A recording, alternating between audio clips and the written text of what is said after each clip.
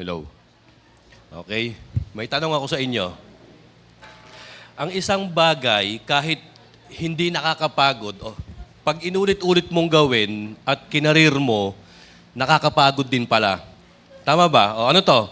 Ano yung mga bagay na hindi nakakapagod? Ano-ano yun? Manood ng TV. Nakakapagod bang manood ng TV? Hindi.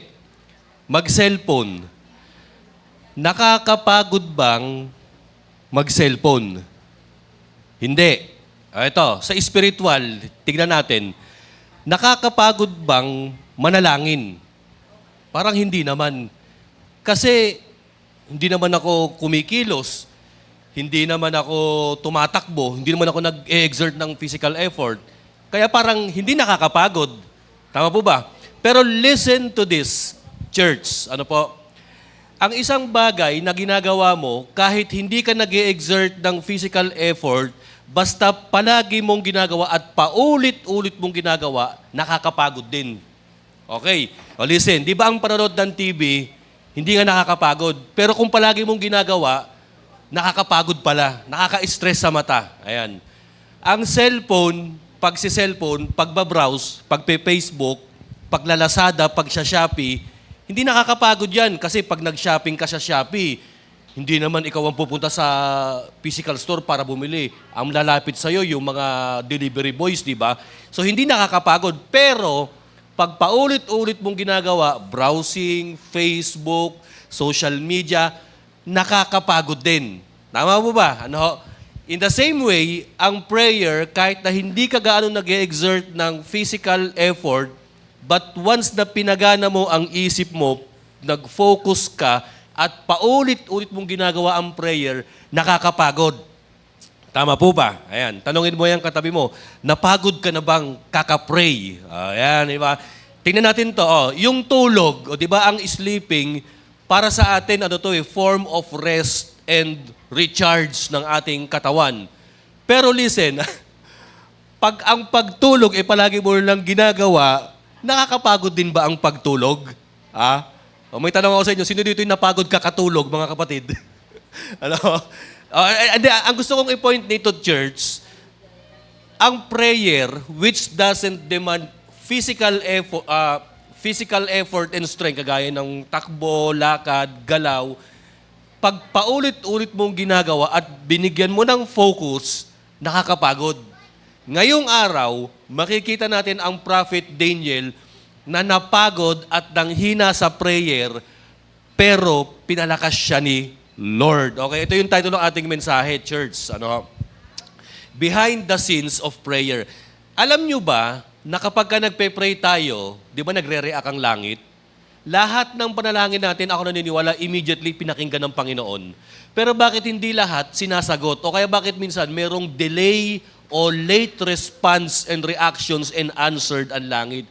Kasi there is something spiritual warfare and battle ang nangyayari behind prayer. So itong i-share ko sa inyo ngayon, which is found in the book of Daniel, chapter 10, ipapakita rito ng Panginoon na sa panalangin natin, sa background, merong kaguluhang nangyayari. Okay, tignan natin to, church. Anong nangyari kay Prophet Daniel during this prayer doon sa Daniel chapter 10?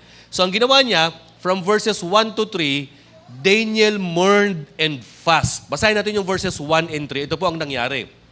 Ayan. In the third year of King Cyrus, king of Persia, if you gonna recall, ilang hari na nabanggit ni Prophet Daniel mula nung isinulat niya ang Book of Daniel o yung kanyang aklat. Marami na, Nebuchadnezzar, Belteshazzar, Darius, and King Cyrus. Ito na yung pinaka-founder ng Persian Kingdom, si King Cyrus the Great. So sabi rito, nung 3 taon na ni Haring Cyrus ng Persia, merong ibinigay sa akin na pangitain ng Panginoon. Ang sabi, its message was true and it concerned a great war. Ang mensahe ng Panginoon kay Daniel, isang malaking digmaan na magaganap. Pag sinabing digmaan, talagang grabing bansa, grabing mga tao ang involved dito. At ang sabi, ang pagkakaunawang ito ay nangyari kay Daniel sa pamamagitan ng pangitain. In verse 2, sabi pa rito, at that time, I, Daniel, mourned for 3 weeks. In short, nung nalaman ni Daniel that God will reveal something to him, no? That God will reveal a great war to Daniel, anong ginawa niya? Umiyak siya, nagluksa siya ng 3 weeks o 3 linggo. 3 weeks ilan? 21 days, church. Biruin mo, church, kapatid, kung ikaw makakaalam ka ng matinding bad news o pangit na balita at makakakita ka ng, kunyari, matinding sakuna, lindol, gera, political crisis, pagtaas ng presyo ng mga bilihin, matinding kaguluhan, ano ang gagawin mo if ever na malaman mo ang prayer mo na gano'n ang isasagot ng Panginoon? Hindi ba iiyak ka? Hindi ba malulungkot ka? And that is what happened to Prophet Daniel. Nung nalaman niya na magkakaroon ng kaguluhan, matinding crisis politically sa buong mundo, nag-iiyak ang Prophet Daniel. And you know what? Itong ipapakita sa kanya ng Panginoon, imperial shift ito. Magpapalit ng emperor, magpapalit ng world power. From Persia, mag-shift ang kapangyarihan ng mundo patungo sa Greek Empire. Ayan na, susugod na si Alexander the Great sa Persia. So si Prophet Daniel, nabagabag. So naiyak siya, nag-mourn siya, nagluksa siya, kasi nakikita niya na may matinding patayan, matinding kaguluhan, matinding kadiliman ang magaganap. Ngayon ba, church, pagka nakikita mo ang mga kaganapan ngayon, matinding political crisis sa bansa natin, matinding paglindol sa Mindanao, matinding paglindol sa Venezuela, sa Japan, matinding gera sa Middle East, matinding pagtaas ng mga presyo ng bilihin, yung pagtaas ng mga petroleum products. Hindi ba kayo naiiyak, church? Si Daniel, masyado siyang sensitive doon sa pangit na nangyayari sa mundo. So dinadaan niya ang lahat ng bagay na ito sa prayer. And then in his prayer, he mourned. Umiiyak ang propetang Daniel. And in verse 3, ano pa yung ginawa niya aside from mourning o nagluluksa? Kasi pinagluluksa niya, maraming mamamatay sa gera. No? Sabi niya, I ate no choice food. Nagpasting. Walang karne, walang alak, na uminom, hindi ako uminom. Ito pa matinding pagpapasting ginawa niya. Hindi ako nagpahid-pahid ng mga pampaganda, pampaputi, glutathione, lotion, kung ano-ano, pamada, kung ano-ano, until 3 weeks were over. O back tayo doon sa outline, church. Dapat when we pray at nakikita natin that the situation is uncontrollable, daanin na natin sa iyakan, daanin na natin sa luhuran, daanin na natin sa pastingan, grabe ginawa ni Prophet Daniel, pati pagpapapogi, hindi niya na ginawa. Abay, siyempre naman, kung ikaw makakakita ka ng gera, may panahon ka pa para magpapogi at magpaganda? Kung ikaw ba naman makakakita ng lindol, ng kung ano-ano, magpapapogi at magpapaganda ka pa ba? Magpo-post ka pa ba sa FB na ang ganda-ganda ko, bago ganito ko, samantalang yung ibang tao na sa ibang sulok ng mundo, namamatay sa lindol, yung iba sa Africa, pinapatay dahil sa pananampalataya. Alam niyo si Daniel, hindi siya insensitive. Sensitive siya sa magaganap na kaguluhan. So dinaan niya sa pagluluksa, pagpapasting, at pananalangin, church. Listen to this. Ito yung 3 bagay na ginawa ni Daniel. Prayer keeps us surrendering to God.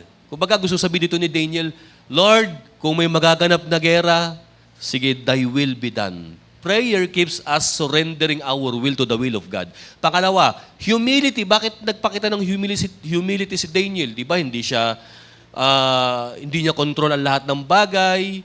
Kung ano sasabihin ng Panginoon, yun ang gagawin niya. So humility keeps us hearing from God. Kasi the moment na lito ka na, sinabi mo sa sarili mo, Lord, ligaw na ako, hindi ko na alam ang gagawin, disorient na ako kung sa mga kaganapan sa buhay ko, I humbly ask for your guidance, and then you will hear clear message from the Lord. So humility keeps Daniel hearing from God. And aside from that, ito yung pangatlo, dinaan pa niya sa fasting. Ano yung sabi sa fasting? Fasting helps us focus to God. So hindi siya nag-lotion, hindi siya kumain. Kasi church, alam niyo, pagka tayo'y nanonood lagi ng TV, kumakain, yung ating attention, nalilipat doon sa bagay na ginagawa natin. Abay, kasama rin pala sa pagpapasting yung hindi pagpapaganda. Tama po ba? Kasama rin pala dapat sa fasting natin ngayon yung hindi pagbubuklat ng Facebook, ng social media, yung hindi pakikipag-connect sa internet. Kasi the moment na hindi ka nagko-connect sa internet, hindi ka madidistract. And the moment na nag-disconnect ka sa internet, dapat makakonect ka kay Lord. O, tama po ba? So, fasting helps us focus to God. Oh, di ba? Nag-disconnect si Daniel sa iba't ibang bagay, sa pagkain, sa masasarap. Dapat tayo mag-disconnect din. So ito na nangyari. Karugtong, church, listen to this. Pangalawang bagay na naganap, ito po. The vision of heavenly messenger, which is found in verses 4 to 9. Basahin natin. Ano nangyari kay Daniel? Ito po. On the 24th day of the first month, ito na, ika-24 days na nung kanyang pagpipray, pagpapasting at pagluluksa, as I was standing on the bank of the great river Tigris, habang siya'y nakatayo doon sa ilog, ano ang nakita ni Daniel? Verse 5. Hanggang anong verse yan kanina, yung binanggit? Hanggang 4. Hindi, hanggang anong verse? Hanggang 9 okay. Verse 5. I look up and there before me was a man dressed in linen with a belt of the finest gold round his waist. May nakita raw si Daniel na kakaibang lalaki na nakatayo sa great river ng Tigris. Ano suot niya? Ang gandang damit, tapos merong belt na ginto. Verse 6, his body was like chrysolite. Yung chrysolite, siguro parang mga mamahaling gem ito, no? And his face like lightning. Ang itsura ng kanyang mukha parang kidlat. Abay, kung ikaw makakita ng ganyan tao, di ba kikilabutan ka, magugulat ka eh. And his eyes like flaming torches. His arms and legs like the gleam of burnished bronze. And his voice like the sound of a multitude. Pag nagsalita raw siya, parang ang daming tao raw ang boses na prinoproject niya. Verse 7, I, Daniel, was the only one who saw the vision. Siya lang daw yung nakakita doon sa lalaki. The men with me did not see. Hindi lang pala si Daniel yung mag-isa na nasa Tigris River. Marami sila. Kaya lang ang problema ito, siya lang nakakita doon sa lalaki, ngunit yung mga kasamahan niya, but such terror overwhelmed them that they fled and hid themselves. Si Daniel lang ang nakakita doon sa lalaking kakaiba ang figure, yung mga kasama niya hindi, pero yung mga kasama niya, naramdaman, sa sobrang takot, nagtakbuhan. Si Daniel hindi siya natakot, pero nakita niya. Verse 8, ano po ang nangyari karugtong? So I was left alone. Ang matindi kay Daniel, tinititigan pa niya. Gazing at this great vision, kaya lang ito problema, habang tinitignan niya yung figure, yung vision, nanghina siya. I had no strength left. My face turned deathly pale and I was helpless. Nanghina si Daniel dun sa taong nakita niya, sa heavenly figure or heavenly man na nakita niya, to the point na nanghina siya, namutla raw yung mukha niya at parang wala na siyang kapangyarihan, mamamatay siya. In verse 9, ano pa po ang sabi? Then I heard him speaking, and as I listened to him, grabe no, I fell into a deep sleep, my face to the ground. Biglang nawalan ng malay si Prophet Daniel. Ano yung heavenly vision? Tingnan natin to church. Ano ho? An encounter with God's presence reminds us of our weaknesses, but God's touch gives us strength. May tanong ako sa inyo, sino kaya yung nakita ni Daniel? Well, dito hati-hati ang pananaw ng mga Bible scholars eh. Yung iba, ang sabi nila, mga angel daw ni Lord, no, na nagdadala ng mga mensahe at may ginagawang ministry sa lupa. Yung iba naman, ito tingin ko, ito yung mas inclined akong paniwalaan. Ito raw yung pre-incarnate Christ. Nagpakita raw si Jesus Christ sa kanya, yung pre-incarnate state, kung ano ang situation, ang estado ng Panginoon sa langit, ito daw yun. Hindi, ang point nito, angel man ito o si Christ man yung nakita ni Daniel, pero this is the point Ito yung lesson Pag na-encounter mo si Lord, yung presensya na, Maghihina ka eh. Kasi you will be reminded of who you are. You will be reminded of your sin. You will be reminded of your weaknesses, of your frailty. You will be reminded of your mistakes, yung mga kapalpakan mo, yung kahinaan mo. You will be reminded na tao ka lang. And during this time, Daniel was almost, 80 years old na. So nung nakita niya itong heavenly man na ito, nanghina siya.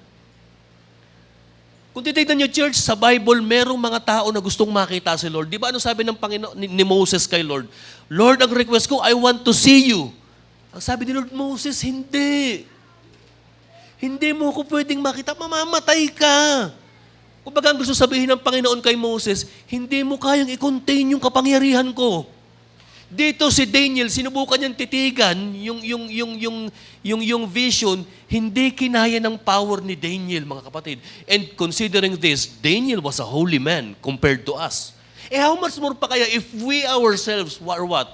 Encountered by the Holy God. So listen, an encounter with God's presence, isa lang ang pinapaalala niyan, yung ating kahinaan, yung ating kasalanan. Kaya pagka tayo na-encounter natin si Lord, parang nangihina tayo, nalalambot tayo, nahihiya tayo kay Lord.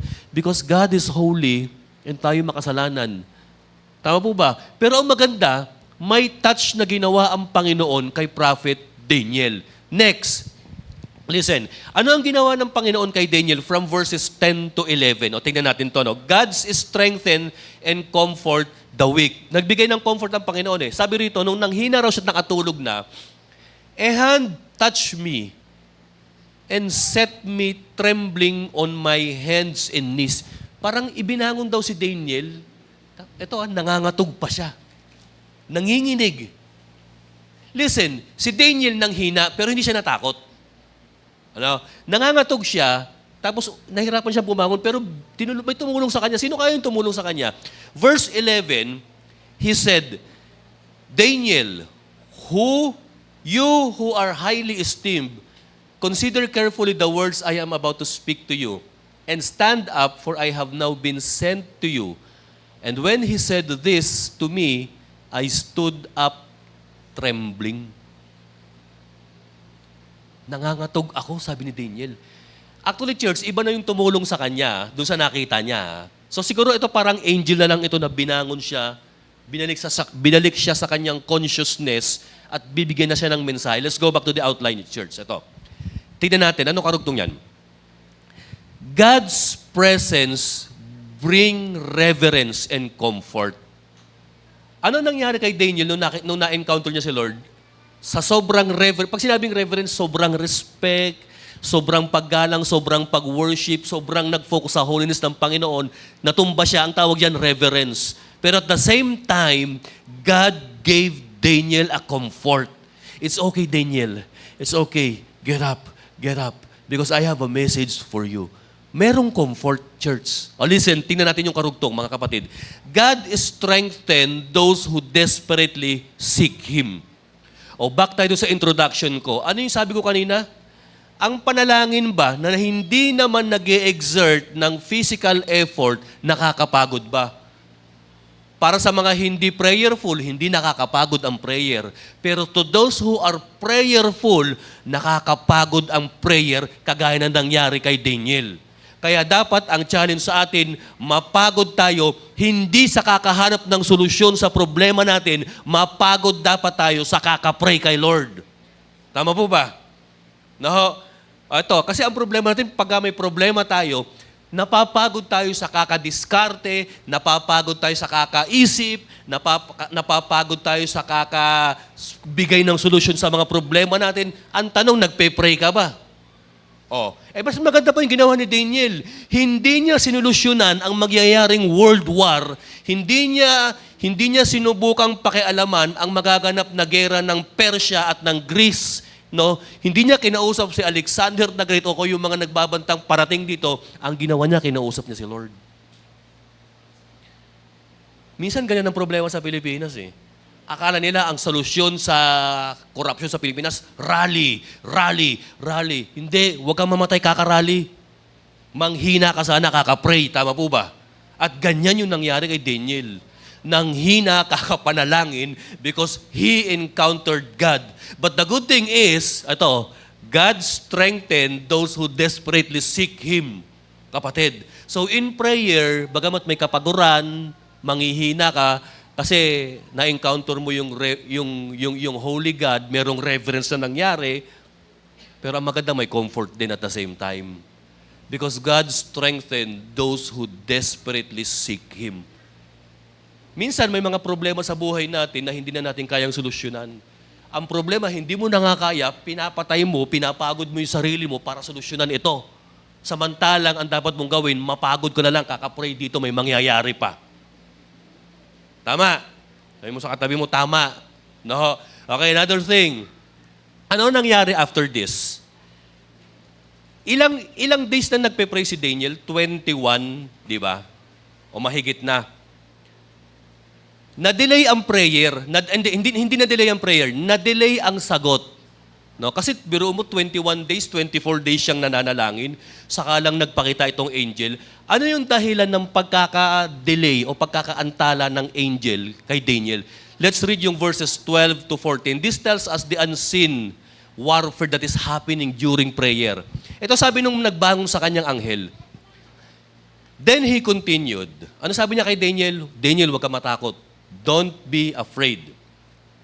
Ito sabi nung anghel. Since the first day that you set your mind to gain understanding and humble yourselves before your God, your words were heard. And I have come in response. Ito sabi nung angel, dyan muna tayo mag-focus. Ano sabi niya? Daniel, huwag kang matakot.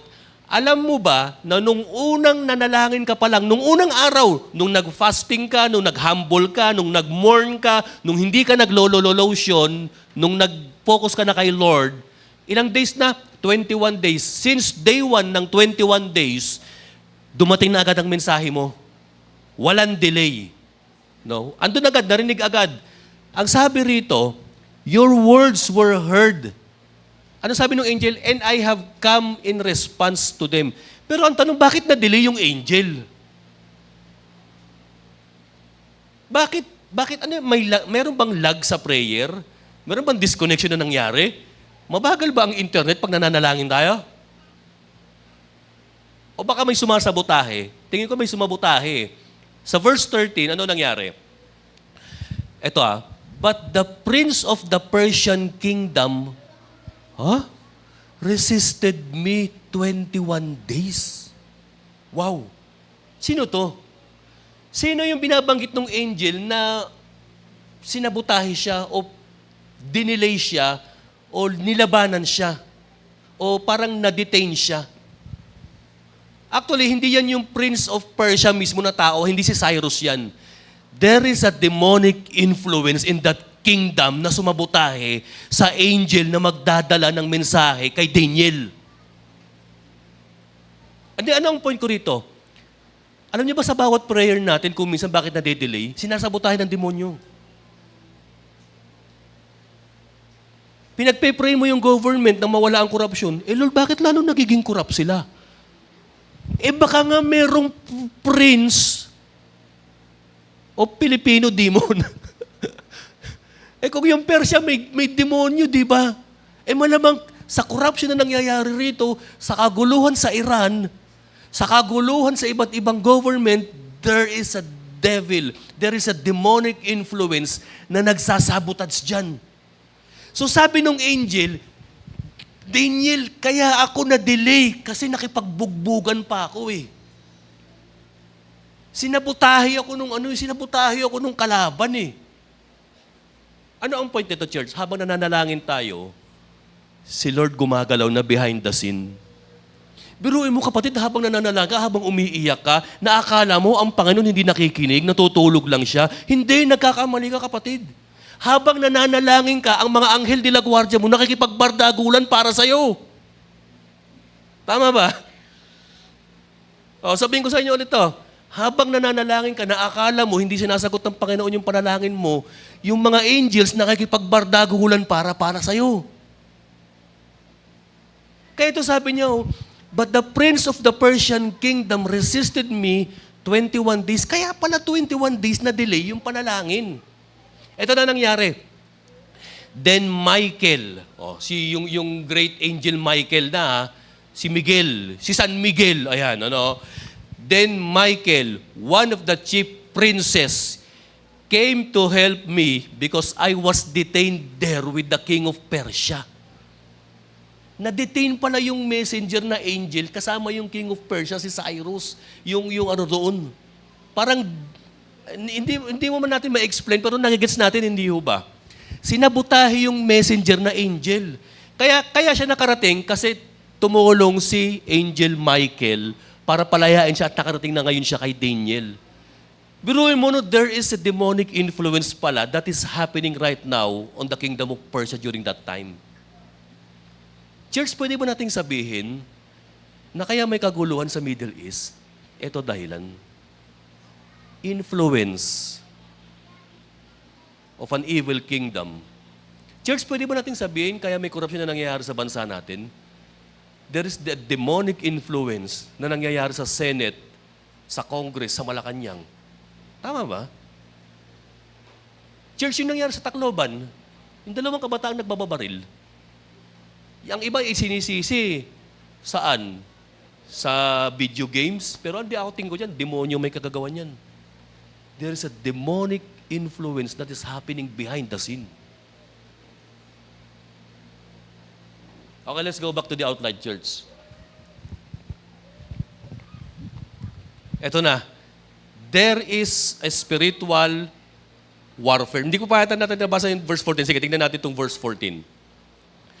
Sabi nito nung angel, ito sabi niya, "Now I have come to explain to you what will happen to your people in the future, for the vision concerns a time yet to come." Nakita niyo yung beauty ng Book of Daniel? Ang pinagpe-pray ni Daniel, makabalik na sila sa Promised Land. Pero ang sinasabi ng Panginoon, merong mas malaking pasabog na mangyayari bago kayo makabalik sa Promised Land. Oo, makakabalik kayo sa Promised Land, pero may malaki pang pasabog na mangyayari sa buong mundo. Maglalaban, may kakalaban sa Persian Kingdom. And that is the Greek Kingdom sa pamumuno ni Alexander the Great. At mai-influensyahan din ang bayan ng Israel. Okay, back tayo sa outline, church. There is an unseen spiritual warfare in our prayer. Tingnan natin to.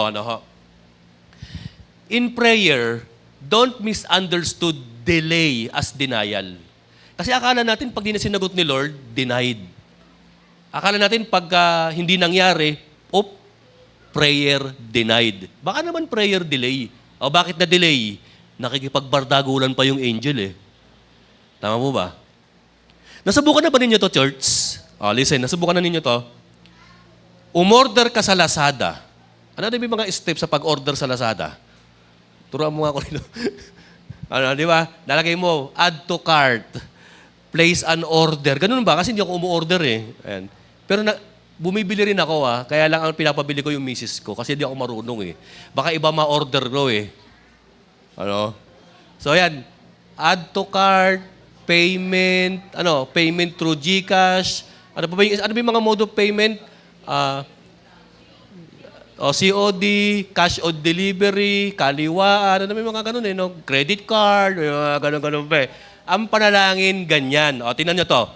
Minsan magtataka kayo, may mga in-order ka sa Lazada, mamaya nandyan na. May mga in-order ka sa Lazada, 1 linggo na wala pa. Tapos pagdating ng delivery boy, bakit ngayon lang dumating? Kasi nagkaroon ng problema sa Nagkaroon ng problema sa factory, sa sorting, sa mga pagsosort. Naguluhan kami, biglang dumami yung dagsahan ng order, biglang na-traffic ako, nasira yung motor ko. Ayan. In the same way, yung angel, parang gano'n na nangyari. Pero listen, the moment na nag-place order ka online, agad-agad tanggap agad yan ng website. Tama po ba? Parang prayer. The moment that you say a prayer to the Lord, nandun agad sa langit yan. Pero nung magre-react na ang langit sa order mo, ang problema yung angel, nasa butahe ng angel ni Satanas. Tama po ba? Yes. In prayer, don't misunderstood delay as denial. Hindi delay, na-traffic lang si Angel. Parang si Lazada delivery boy, na-traffic lang yan. Baka nakipagbardago lang pa yan, o baka nakipag-road rage pa yan eh. Ayan. Baka may pinagdaan ng road rage pa yan. Kaya tuloy pagdating ng parcel mo, punit-punit na, pero at least dumating pa rin. Alam niyo, church, ang prayer ganyan eh. Akala mo kinalimutan ka na ni Lord, akala mo pinabayaan ka na niya, akala mo hindi niya narinig yung prayer mo, pero narinig ng Panginoon yan, ang linaw. Ang problema, merong sumasabotahe sa panalangin mo.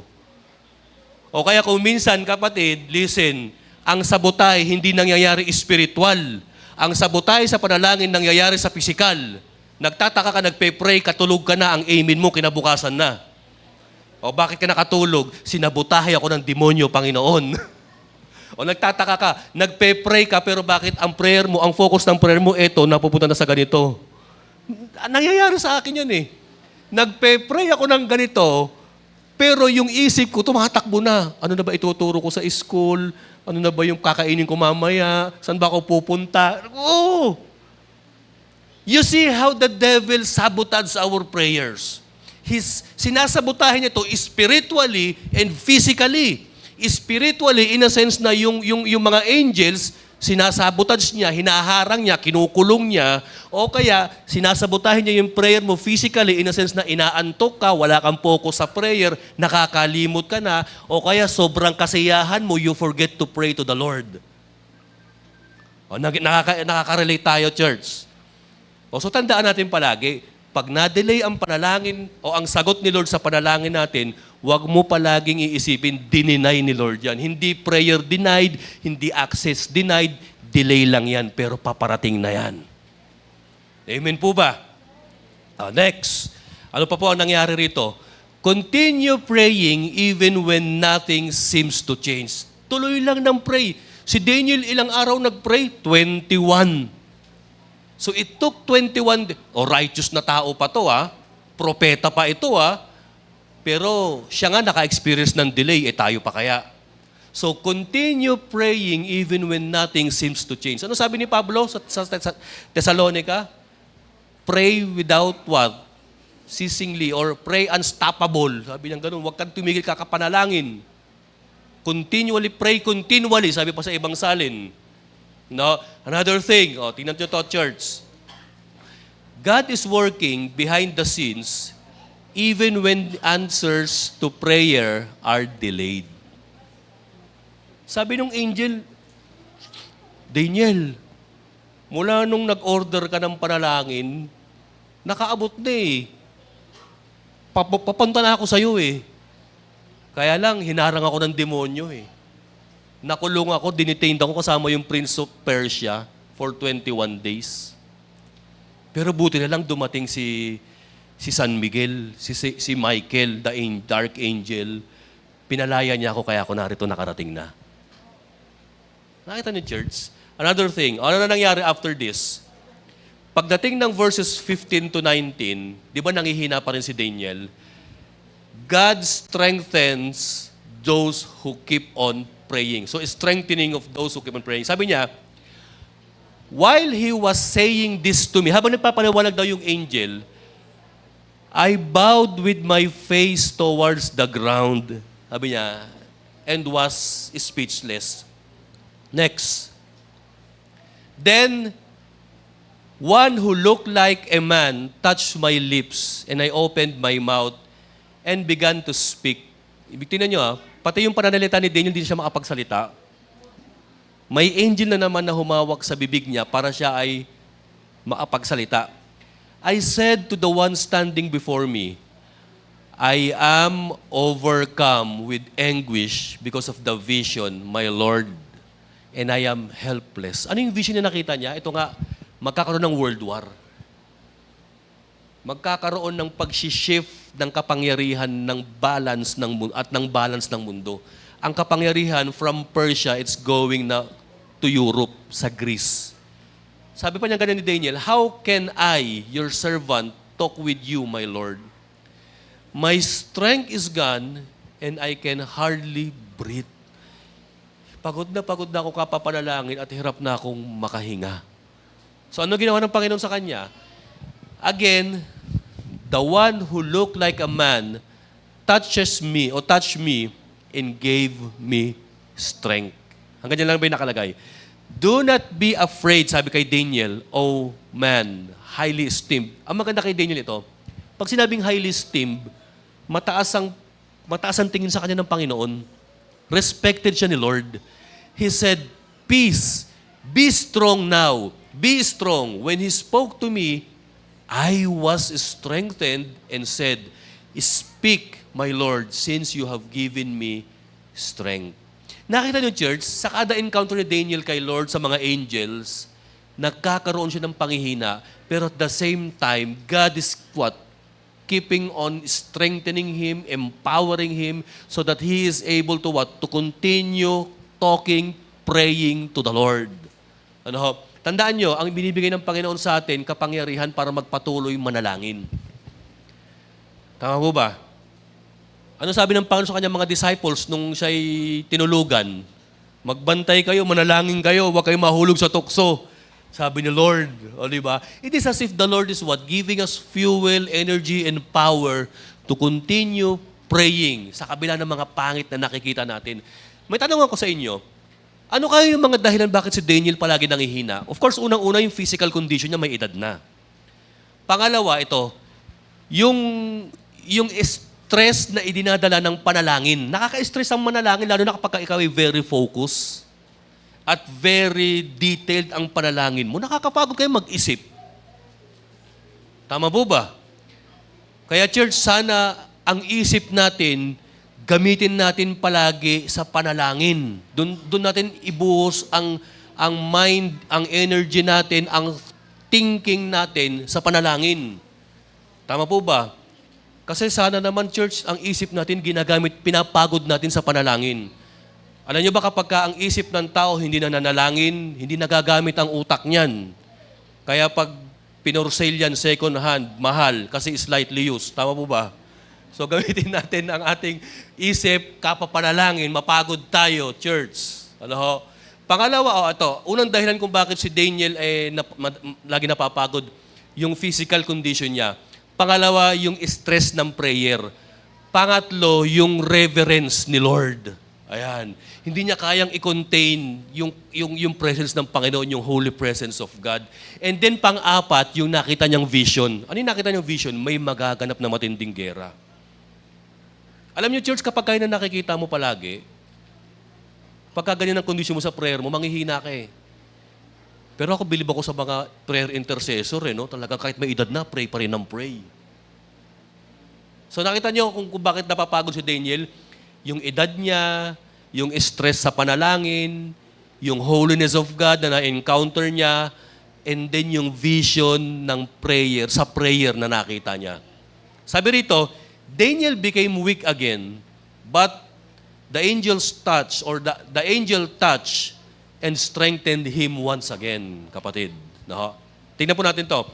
God not only answers prayers, He also empowers the one who prays. O, tandaan natin, mula ngayon, church, kung gusto nating mabago ang bansa natin, mapagod tayo kapapanalangin.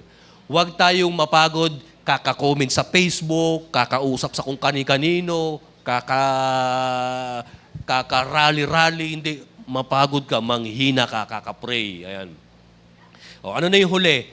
God's purpose will prevail no matter what happen. In verses 20 to 21, basahin natin. So he said, ayan, do you know why I have come to you?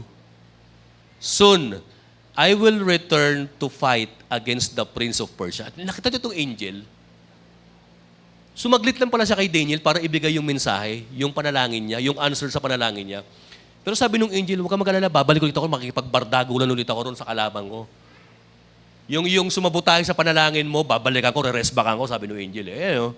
I will return to fight against the prince of Persia, and when I go, ito na, the prince of Greece will come. Sounds familiar. Di ba sa AP, Araling Panlipunan, ano ang tumalo sa Persian Kingdom? Greek Kingdom o Greek Empire sa pamumuno ni Alexander the Great.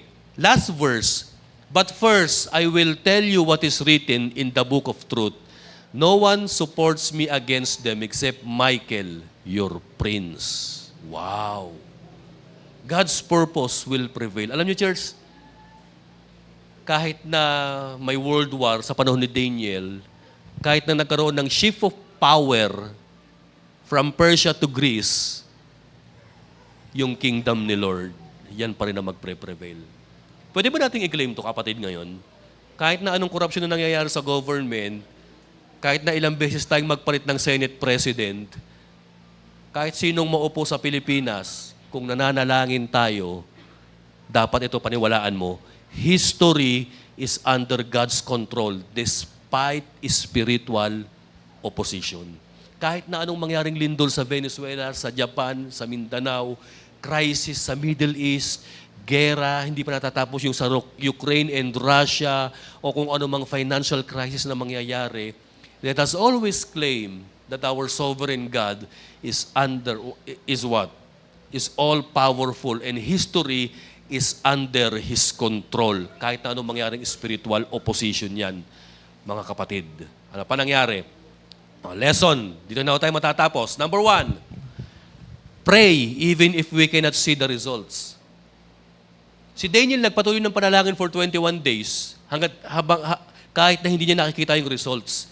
Pero maganda, pinaalam pa rin ng Panginoon ng resulta. Dumating ang angel, nagpaliwanag. Next, second thing. Pangalawa, magtiwala tayo sa Diyos na napakinggan niya yung ating panalangin. No? Pagkatiwalaan mo, lahat naman ng prayer immediately nadinig ng Panginoon yan eh.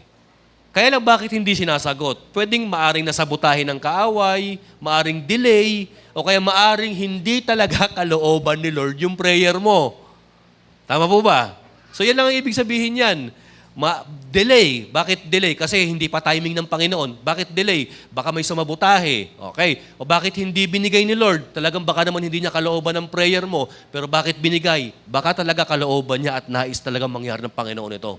So trust God that He hears our prayers immediately. Lahat naman ng panalangin nadinig agad ng Panginoon. Pero ang respond kung minsan, wait, no, yes. Tama po ba? Pangatlo, ito po. Persevere through delays without losing faith. Ayan. Kahit na hindi pa binibigay ni Lord yung answer, magpatuloy ka. Si Daniel kahit nang hina, nagtuloy-tuloy ng panalangin eh. You know? Actually, meron pang isang dahilan kung bakit nangihina si Daniel pag nagpe-pray siya. Alam niyo ba kung bakit? Alam niyo kung ano? Nag-fasting kasi eh. Kaya nang hina eh. May edad na, nag-fasting pa. Nakita pa niya si Lord. Tapos na-overwhelm pa siya doon sa panalangin niya. Ewan ko parang kung di ka pang manghina niyan, kapatid. So, persevere through delays without losing faith. Ayan. Kahit na walang nangyayari, kahit na walang nangyayari sa pinanalangin mo, o kahit kabaliktaran pa yung nangyayari sa pinagpe-pray mo, tuloy-tuloy ka lang. Kasi mamaya si Lord gagawa ng plot twist sa kwento ng panalangin mo, kapatid. Tama ba? Baka biglang i-twist ng Panginoon, iba pala ang resulta. Akala mo ganun na, gumanon pa pala bigla. Next, pang-apat, spiritual warfare is real.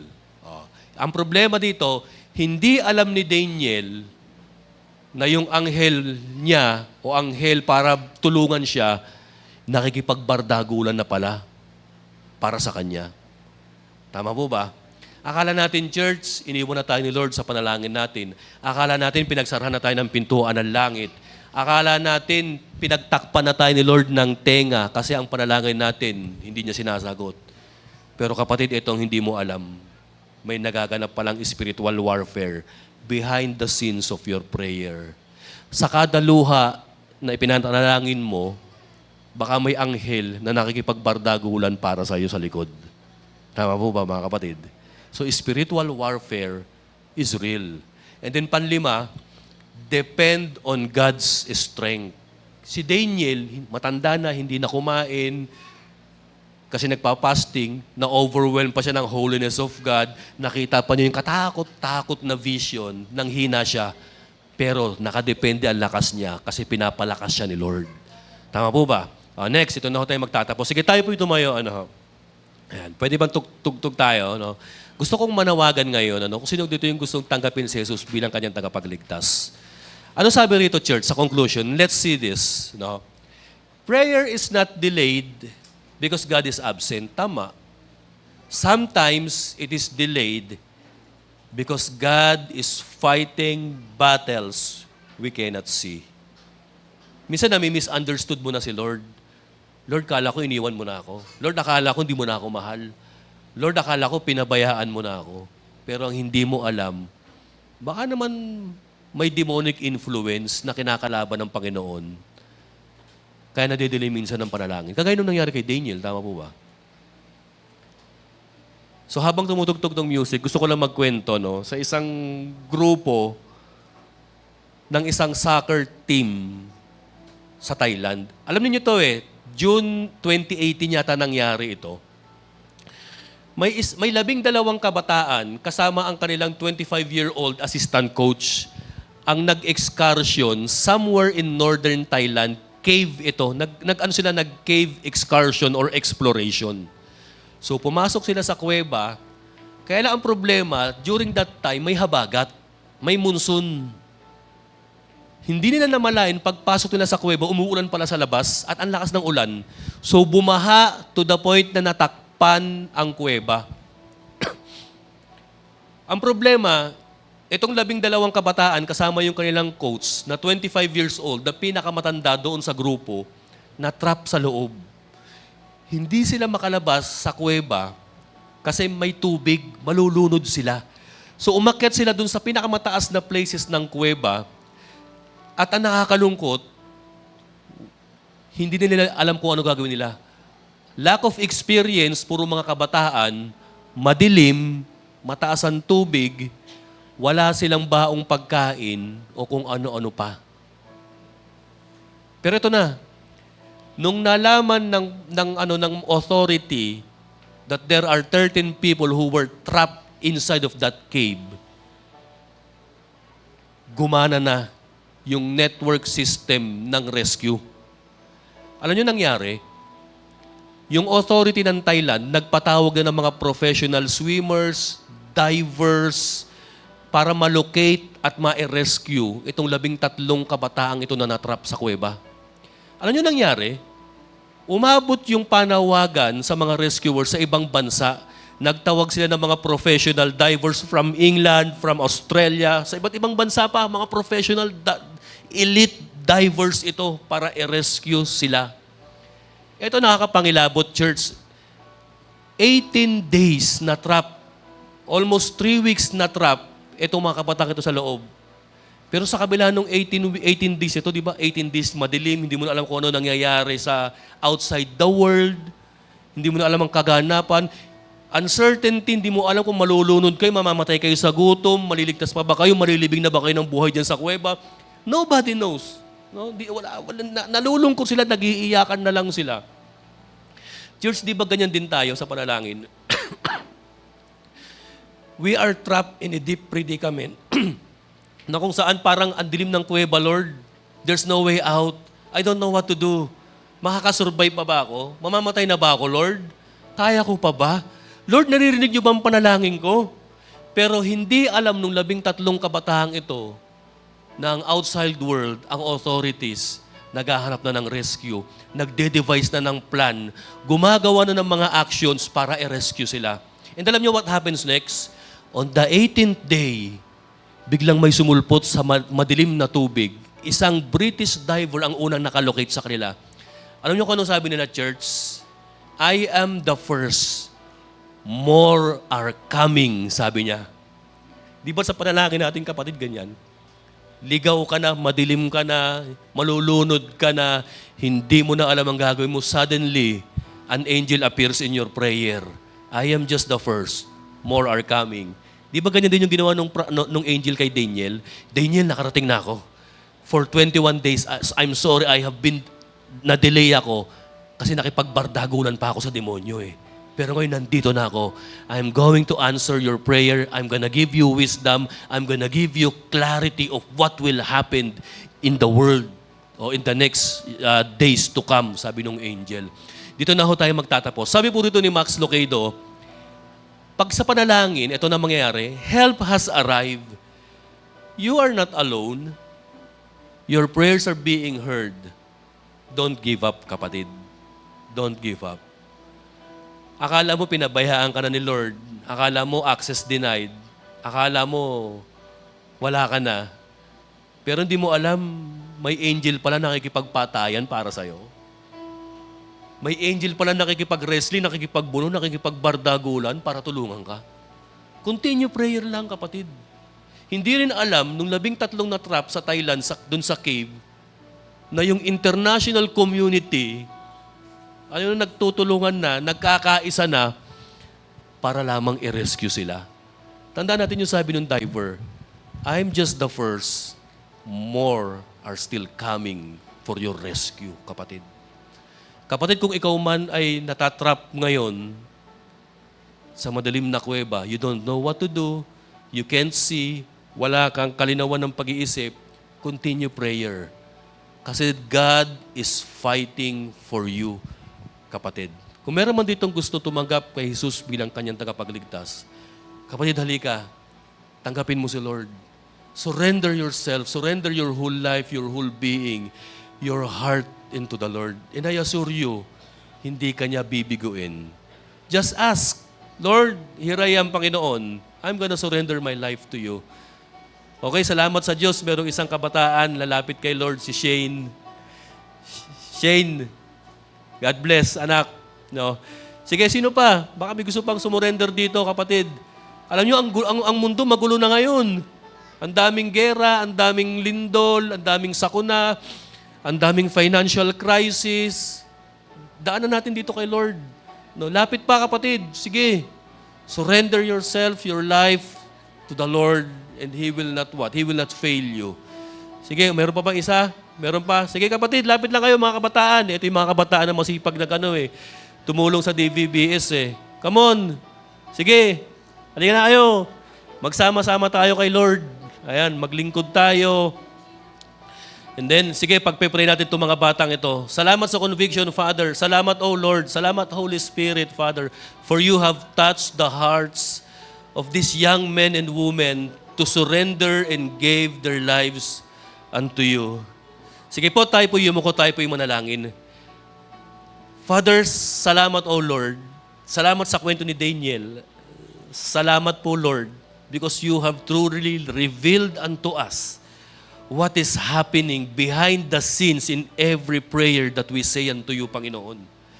Lord, we're sorry kung minsan, Panginoon, nadya-judge ka namin. Naakala namin, Lord, na forsake nyo na kami, pinabayaan nyo na kami. Pero kung minsan pala, Lord, may mga angels pala, may mga agents pala kayo, Father, na nakikipaglaban para lamang maibigay ang kasagutan sa aming mga panalangin. Salamat, Father, and because of that, we are truly thankful unto you. Salamat kay Prophet Daniel because he showed to us on how to pray na mayroong perseverance, how to pray humbly, and how to pray na may kasamang fasting, Panginoon. Salamat, O Lord. Salamat because you really are working, O Lord, behind the scenes of our prayers. Pinagpe-pray ko rin, Panginoon, itong mga kabatang ito. Salamat sa buhay nila. Lord, nakakahanga itong mga batang ito, Panginoon. Kasi Lord, nakikita ko yung kanilang paglilingkod sa mga mas batang generation sa kanila. And I pray, Father, that from now on, O Lord, yakapin niyo sila, Panginoon. Forgive their sins. Reveal, O Lord, reveal, O Lord, yourself to these young men and women, Panginoon. I-reveal niyo yung plano ninyo, yung will ninyo sa kanila, yung kaligtasan, Panginoon. And I pray, Father, that you're gonna bless these young kids, Panginoon, itong young men and women of yours, Panginoon, na sana po, Lord, ay magpatuloy sila sa paglilingkod sa inyong kingdom, sa inyong church, Father. Bless their family, O Lord. And then pinagpe-pray ko rin, Panginoon, ng aking mga kasamahan, kapatid dito sa church, na kung meron man kaming situation right now, na trap kami sa kuweba, na parang naguguluhan kami, madilim, hindi kami makakita ng maayos, we don't know what to do, We were overwhelmed, Panginoon. Naku-confuse kami, Panginoon. I pray in the mighty name of Jesus. Alisin niyo po ito, Panginoon. Lord, yakapin niyo ang bawat isa po sa amin, Panginoon. And pinaninindigan namin, Panginoon, kung ano ang nangyari kay Prophet Daniel sa kanyang panalangin, nawa, Lord, it might happen in our prayer life or in our devotional life, Panginoon. Salamat, Father. Bless us, O Lord. Ito pong aming panalangin. In Jesus' name we pray. Ang lahat ng anak ng Diyos ay magsabi ng Amen. God bless, mga kapatid, mga kabataan.